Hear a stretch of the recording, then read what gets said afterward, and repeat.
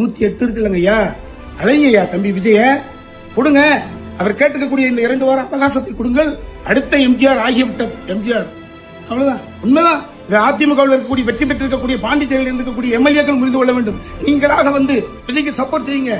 எல்லோர் வீட்டிலும் ஒரே கூக்குரல், தமிழ்நாடு எங்கும் எல்லோர் வீட்டிலும் குழந்தைகளுடைய கூக்குரல். அடுத்த எம்ஜிஆர் சார், அவர் ஆட்சி கட்டில் அமர வைங்க. கேரள ஆளுநர் மற்றும் தமிழ்நாடு பொறுப்பு ஆளுநர் ஐயா அலைக்கர் அவர்களுடைய பாதம் தொட்டு நான் வணங்குகிறேன். நீங்கள் மிகப்பெரிய அறிவாற்றல், ஆளுமை கொண்டவர் என்ற நிலை இருந்ததால் தான் உங்களுக்கு இந்த பொறுப்பு வழங்கப்பட்டுள்ளது. நான் இந்த கட்சியும் சாராதவன், புரட்சித் தலைவர் எம்ஜிஆர் மீது மட்டும் பக்தி கொண்டவன்.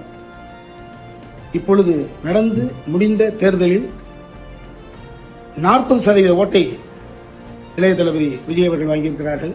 ஒவ்வொரு வீட்டிலும் ஒரே கூக்குரல், தமிழ்நாடு எங்கும் எல்லோரு வீட்டிலும் குழந்தைகளுடைய கூக்குரல்.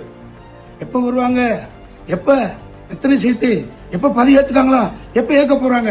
ஒரு இனம் புரியாத தொல்லைக்கு ஆளாக்கப்பட்டு எல்லோரும் மன செஞ்சலத்தில் ஆழ்ந்து கிடக்கிறார்கள். 113 காமிச்சிட்டாங்க, 5 கூட தூக்கி போடுங்க. 108 இருக்குல்லங்க ஐயா, அழகையா தம்பி விஜய கொடுங்க. அவர் கேட்டுக்கக்கூடிய இந்த 2 வார அவகாசத்தை கொடுங்கள். அவர் அதை ப்ரூவ் பண்ண முடிஞ்சது அப்படின்னா ஆட்சி தொடரட்டும். ப்ரூவ் பண்ண முடியலன்னா ஆட்சி விட்டு சட்டமா ஆட்டோமேட்டிக்கா அவரை தூக்கிற போது அடுத்த இன்னொரு எலெக்ஷன் கூட நீங்க ஃபார்ம் பண்ணுங்க. அதுக்கப்புறம் யாரும் வந்து போட்டும்.